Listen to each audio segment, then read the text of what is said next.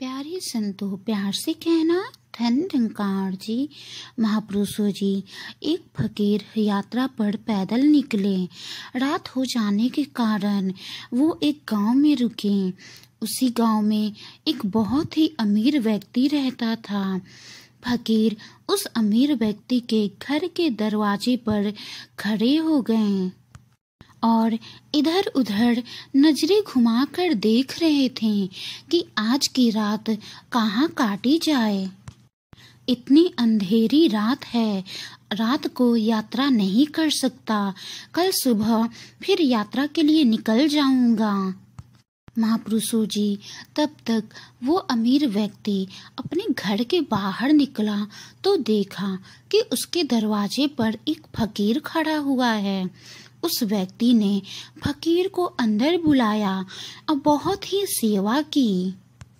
महापुरुषों जी, दूसरे दिन सुबह में जब फकीर घर से वापस निकला यात्रा के लिए, तो जाते जाते उस अमीर व्यक्ति ने फकीर को बहुत सारे उपहार भी दिए। महापुरुषों जी, तब फकीर ने दुआ दिया, खुदा करे तू दिनों दिन बढ़ता ही रहे। महापुरुषों जी, ये सुनकर वो अमीर व्यक्ति हंस पड़ा और कहा, अरे फकीर, जो है यह भी नहीं रहने वाला। ये सुनकर फकीर चला गया। महापुरुषों जी, 2 साल बीत चुके थे। 2 सालों बाद वो फकीर फिर उस अमीर व्यक्ति के घर गया और देखा कि वो अमीर व्यक्ति का सारा वैभव समाप्त हो गया है। पता चला कि वो व्यक्ति अब बगल के गांव में एक जमींदार के यहाँ नौकरी करता है। फकीर बगल के गांव में उस व्यक्ति से मिलने गया। महापुरुषों जी, उस व्यक्ति ने फकीर को देखा तो उस गरीबी की हालत में भी उसने फकीर की बहुत ही अच्छे से स्वागत किया। उसके पास एक फटी चटाई था। उसने झोपड़ी में एक फटी चटाई बिछाया और फकीर को बैठने के लिए आग्रह किया। खाने के लिए सूखी रोटी दी और बोला, ये रोटी ग्रहण कीजिए। मेरे पास अभी जितना है मैं आपकी सेवा में कमी नहीं करूँगा, मैं आपकी सेवा जरूर करूँगा। महापुरुषों जी, दूसरे दिन जाते समय फकीर की आंखों में आंसू थे। फकीर कहने लगा, अल्लाह, ये तूने क्या किया? महापुरुषों जी, वो व्यक्ति फिर हंस पड़ा और बोला, फकीर, तू क्यों दुखी हो रहा है? महापुरुषों ने कहा है, परमात्मा इंसान को जिस हाल में रखे, परमात्मा को धन्यवाद देकर हमें हमेशा खुश रहना चाहिए। समय सदा बदलता रहता है, समय कभी एक जैसा नहीं रहता। और सुनो फकीर, ये भी नहीं रहने वाला। महापुरुषों जी, फकीर मन ही मन सोचने लगा, मैं तो केवल भेष से ही फकीर हूँ। सच्चा फकीर तो ये है जो कर्म कर रहा है और फल की चिंता नहीं कर रहा है। महापुरुषों जी, 2 साल बाद फकीर फिर यात्रा पर निकला और उस व्यक्ति से मिला तो उस व्यक्ति को देखकर हैरान रह गया। वो व्यक्ति जमींदारों का भी जमींदार बन गया। फिर पता चला वो व्यक्ति जमींदार के यहाँ काम करता था। फिर पता चला वो व्यक्ति जिस जमींदार के यहाँ काम करता था, उस जमींदार की कोई संतान नहीं थी। तो उस जमींदार ने मरते समय अपनी सारी दौलत उस व्यक्ति के नाम कर गया। उस व्यक्ति ने जमींदार की बहुत सेवा भी की थी और जमींदार को व्यक्ति पे पूरा भरोसा था। महापुरुषों जी, फकीर ने फिर उस व्यक्ति से कहा, अच्छा हुआ वो जमाना गुजर गया। अल्लाह करे अब तू ऐसा ही बना रहे। ये सुनकर वो व्यक्ति फिर हंस पड़ा और कहने लगा, फकीर, अभी भी तेरी नादानी बनी हुई है। फकीर ने पूछा, क्या ये भी नहीं रहने वाला? उस व्यक्ति ने जवाब दिया, या तो ये चला जाएगा या फिर इसको अपना मानने वाला ही चला जाएगा।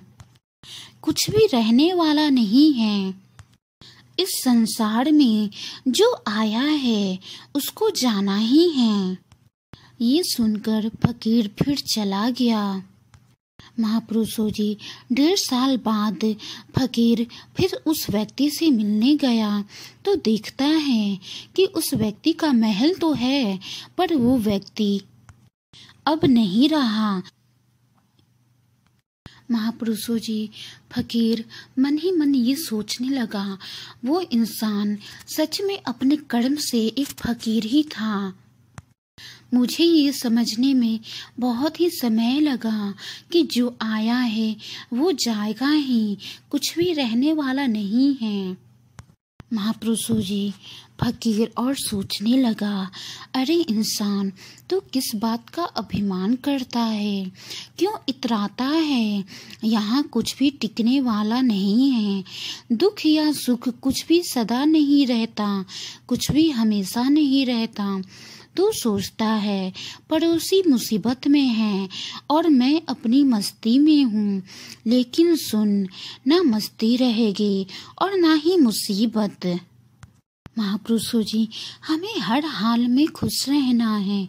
परमात्मा हमें जिस हाल में भी रखे, हमें हमेशा खुश रहना है।